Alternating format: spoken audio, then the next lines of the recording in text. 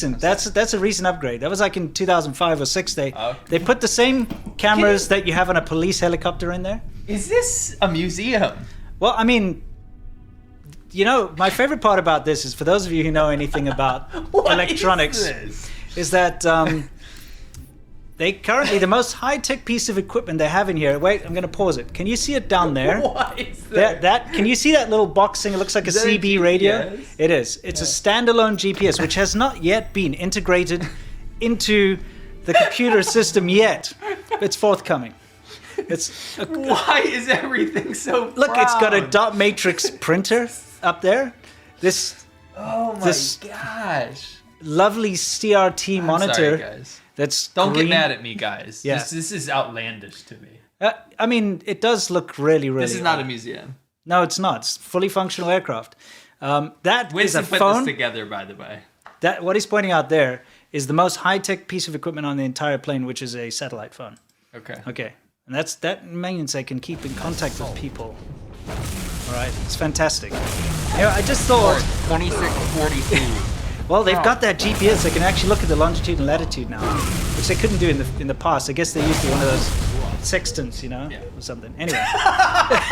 Ellen, I gotta read a super chat that I think shows how awesome Canadians are, actually. Yeah.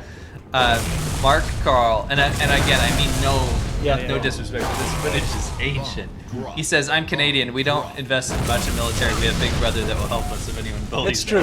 No, We're great allies. this is recent footage. This footage was taken in 2007. Now this, on the other hand, is not a 1950s dystopian electronic package. What I'm showing you now You is definitely put this together. okay. What I'm showing you now is a typical AWACS Is that plane. American? Yeah, it's a NATO plane. They actually use color monitors in there. I don't know if you can notice, but that's one of the key features is they've upgraded its color flat panels. You know, for those That of you who don't actually know. looks real, like good. Yeah, it looks like an office cubicle area actually, but that's massive amounts of monitoring. It can monitor like a huge area. That's what it looks like. You've seen it with a pancake on top. Anyway, let's get back to the Aurora, because this beautiful machine. The reason why I'm talking about this gorgeous.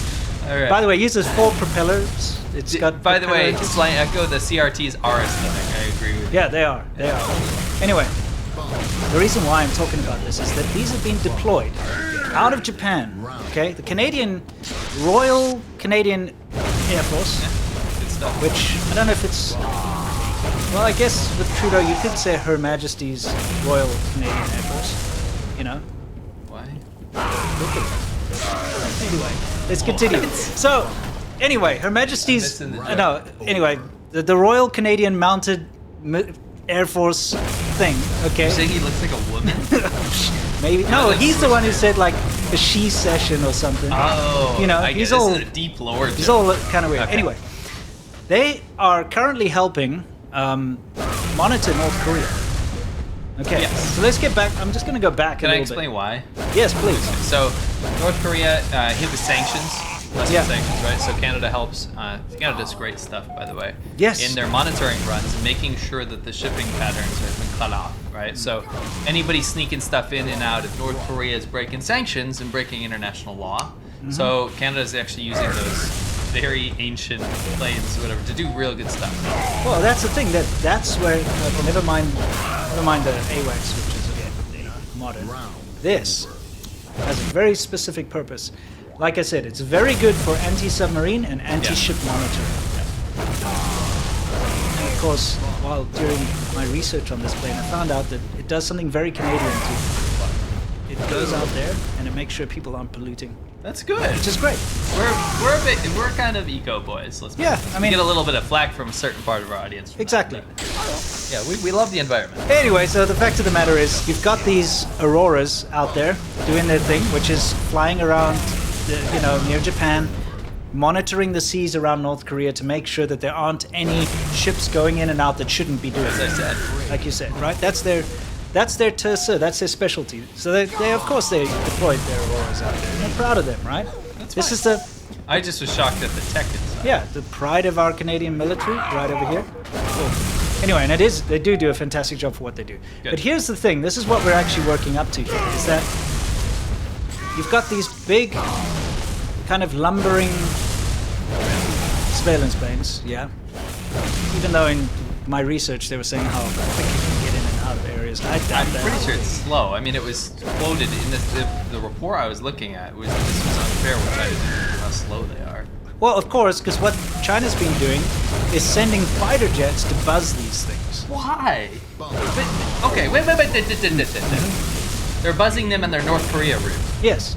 But China But- signed on to the pact that said that they have to cut off transport Well- and shipments to North Korea. Yeah, but here's the thing: is the routes they're flying are international airspace as Yeah. well. They're not encroaching on North Korean No. airspace. They're not encroaching on It doesn't Chinese matter. airspace. China agreed that people Yeah. could surveil that. So what are they doing? Yeah. Well, I mean, that's the thing. Here we have a little artist's rendition over here, which you can see behind us. I'll get us out of here. This actually came from Global News, for those of you who want to know where this rendition came from. Canadian news outlet. Yeah. It's Canadian, but why is it global? Shouldn't it be Canadian news or something? We Anyway, can talk about the globe too. true. It's Pretty very true. multi, Yeah. So anyway, what you can see over here behind us is the jets are flying incredibly close and buzzing these auroras, okay? which is worse than intercepting. So, yeah, I mean, first of all, they are on an intercept course, Yeah. and then they just kind of buzz past. Now, they're getting so close that the pilots inside of the auroras, the crew, can feel the turbulence, Wow. okay? Yeah. Now, first of all, this is very, very no-no when it comes to the international airspace kind of rules, the agreed-upon rules, okay? You Yeah. don't do this. Yeah. It's incredibly dangerous Yeah. to do something like this. First of all, it's intimidation. Okay, it's unprofessional, and it's just a disgusting thing to do. You don't do that. You don't do that to allies. You don't do that to enemies. You could spark off a war doing stuff like Yes. this. Okay. Now, the reason why the Canadian Air Force is so upset about this is because of how dangerous it is. Obviously. Right? Yeah, You of don't. course. It's harassment. Yeah. You don't go and harass. When you're doing something that has been internationally agreed upon, including and by by China, yeah, you don't expect to be harassed. No. Because they are doing your patrols, just checking out for submarines and crap, and suddenly you've got fighter jets buzzing you. It's threatening, it's intimidation, and it's incredibly dangerous. You know how dangerous it is? China experiences a huge amounts of training accidents and just crashes of their fighter jets all the time. Here we can actually see behind us. This is from a couple of months ago, last year, maybe. October last year. It's I think it's a J. It's It's a less than a year old. J20, I believe. Yeah. Just crashed in the river, got caught on camera. Of course, the poor fisherman who shared this out got into a lot of trouble. But Actually, can I mention something? I live near one of the biggest air bases in China, and when they would have training crashes all the time in their J-20s and other planes as well, and they would never be reported, but the people would talk about it. You hear it at a restaurant or something, Yeah. and then they would never be able to post about it or do anything about it because it's illegal to post, hey, we had an accident. Or Yeah. to even really just like put it in groups and stuff like that to share footage. right. So yeah, they get in trouble. So now, if you take a look, this is 2019, so this is what, 3 years ago. If you keep an eye out, kind of up near the buildings, if you see, kind of just to the left of the buildings there. Oh, I guess there you can see a little accident. By the way, no one died YouTube. No Yeah. one died YouTube, and we're not joking. Yeah. There's another training accident. Here's another one. 飞机坠落了， You can hear the people talking about it. 燃豆机，燃豆机， You don't need to hear what they're saying. Doesn't matter. No, it doesn't Anyway. matter. 看到看见。 Here's another one.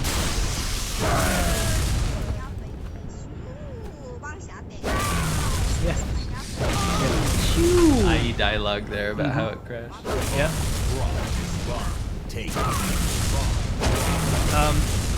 Here's another. Look, the thing is, if you look it up, this was in Rongcheng. Actually, we were there. Oh yeah. Not during the crash, of course. That's, I think, was the Russian copy. Oh, now this one's kind of important.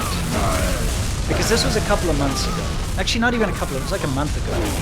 This happened. Well, Yeah. I'm going to show you. It was end of April, April 30th.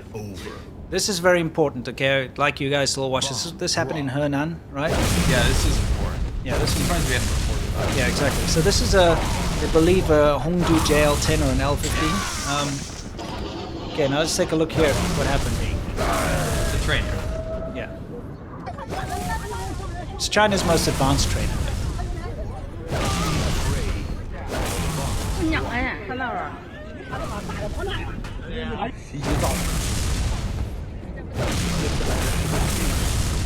Some people ejected. Yes. Yeah, so they find the pilots, right? Here's the important part. Okay, you got 2 pilots that ejected. On the left here, we see there's the Chinese pilot. And on the right there, strangely enough, is a foreigner. Okay? And this is in Henan. This is central China. This is not near the Russian border. Yeah, central China. If you listen carefully to him, he actually says, let's see, listen. He says, don't do that, because he doesn't want people to film.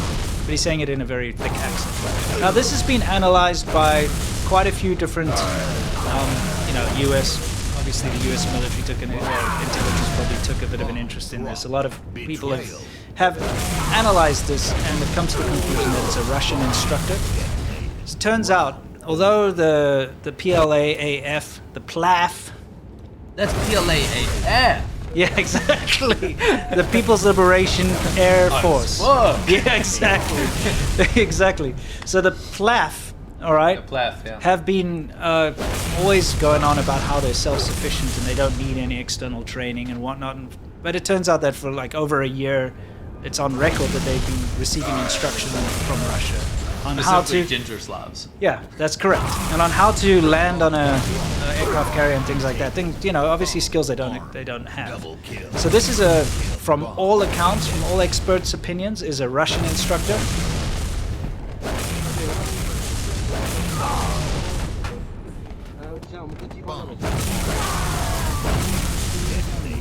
Round. 就是这样。哦，中国人，中国人，中国人。哎，你好， Kill. 哎，你好，同志。 Triple. So anyways, like don't film, and he's also like the guy asked, who is this guy, and he's like, that's my instructor, and then he shouted, oh, there's Chinese here. Because It's he Chinese heard him person. speaking Chinese, Yeah. Anyway, the fact of the matter is, this happened during the invasion of Ukraine by Russia. Okay, this is like a month ago, around about a month ago. So remember how China's always like, we don't take sides and what? They got Russian pilots instructing the People's Liberation Army Air Force at the same time that they're invading. Now, the devil's advocate thing would be we spent a lot of time, especially me when I lived up there, but me and you spent a lot of time up near the Russian border in China. Yeah. And what we did notice that there is a lot of military installations on the border, especially in Mohe, Yes. which is the northernmost point of China. We went up there. There's a lot of guard posts, outposts, surveillance posts, all kinds of stuff. And it's almost like there's collaborative efforts all the time. Like, for example, there's this one town called Manzhouli. Yeah. They even hire white Russian women, police officers, Yeah. to go be police officers in the street in the city. So there's a lot of cooperation. Sure. Right? It's military cooperation, but it's mostly border related and then cross-cultural related. Yeah. So it kind of stops there. If this was up in Mohe or something like this, I'd be like, okay, whatever. But this Yeah. was in deep central China. Yeah. Deep central China. So it's very strange. It's definitely a collaborative effort. So the reason we're showing all these crashes, by the way, and collaborations between Russia and China here is to tell you that these concerns by the Canadian Air Force in their beautiful Auroras, those concerns are legitimate because Yeah, they you are. can tell that there's a lack of training with all these accidents all Because the they're time. plaffing around. Yeah, laughing around. Plaff. Yeah. Plaff, eh? Something like that. Yeah. Anyway, so when they're buzzing these planes, Betrayed. small margin of error could mean a mid-air collision. Not only that, they could knock them off course or whatever the case because of the turbulence. All sorts of crap could go on. Also, if the Auroras try to do some kind of evasive maneuver, it might cause the pilots to do something wrong and It's have dangerous. It's super dangerous. It's just Immature. What was it's- this about the middle finger thing? apparently they fly so close that they can see the pilots, the Chinese Chinese pilots, and sometimes they're flipping in the bird. Seriously? I feel like exactly. I feel Top like Gun in they, real life. I feel like they all watched the original Top Gun and they think that's how things happen. They want to buzz something. But Yeah, buzz the enemy. here's the thing: why buzz the Canadian Auroras? Why? Why? Laughing around. Why do it? I mean, why film it? No, I'm just serious. It's like, why do it? It doesn't make sense. like you could understand if it was like a Taiwanese something and they wanted if it's to. an enemy plane, like a Taiwanese Yeah. plane would be an enemy. That's your Yeah, enemy, right? yeah. But why are you buzzing a Canadian? Doing international agreed upon exercises Yes, that you agreed to. you signed off on. Anyway, of course, Canada has, through diplomatic channels, has reached out to China. By the way, there have been about 60 of these incidences. 60 since Christmas. What was Trudeau's quote? Pretty good, actually. Oh, did he have a quote? I don't remember. She session? About this. Okay, that's still his most dumb quote that I can think of. Talk about it. Okay, anyway, 60 of these things since Christmas, right? Last year. And at least half of those have been very dangerous. The other half were just like unprofessional and crap. But that's a lot. It's not like it happened once or twice, right? That's the whole point. And so this is a big story. And it needs to be talked about even more. Yes. So what did Trudeau say? Oh no, he was the one that made the public accusation. It was Trudeau accuses China of extremely troubling harassment of Canadian jets, and they said he was going to raise the issue with Beijing. So they did, right? Mm-hmm. They did, right? Yeah, but there was no reply. This is for a month, by the way. For an entire month they were doing. This wasn't a once-off. Oh, sure. Right. Between April and May. He said, in these interactions, the PLAF aircraft did not adhere to international air safety norms. These interactions are unprofessional and/or put the safety of our Royal Canadian Air Force personnel at risk. In some instances, the RCAF aircrew felt sufficiently at risk that they had to quickly modify their own flight path in order to increase separation and avoid potential collision with the intercepting aircraft. Yeah. That's when you get to the point where you're gonna crash. Well, think about it. You're flying there around in your Aurora, looking at your CRT that's making you blind and radiating you or whatever because it's just like ghosting around. Okay. And the next minute you got warnings going off. There's an aircraft flying towards you at high speed. All right? And then at the last minute they just, pass you. You don't know if they're going to actually ride into you. Like fly directly kamikaze into you or something. You don't They know. tend to do that in training. Yeah, you don't know, so it's upsetting, it's stressful, it's bad, it's unprofessional. You Yes. don't do it. But the Chinese PLAF has been doing that to Canada, and honestly, in most circumstances around the world, this kind of thing should be considered an act of war.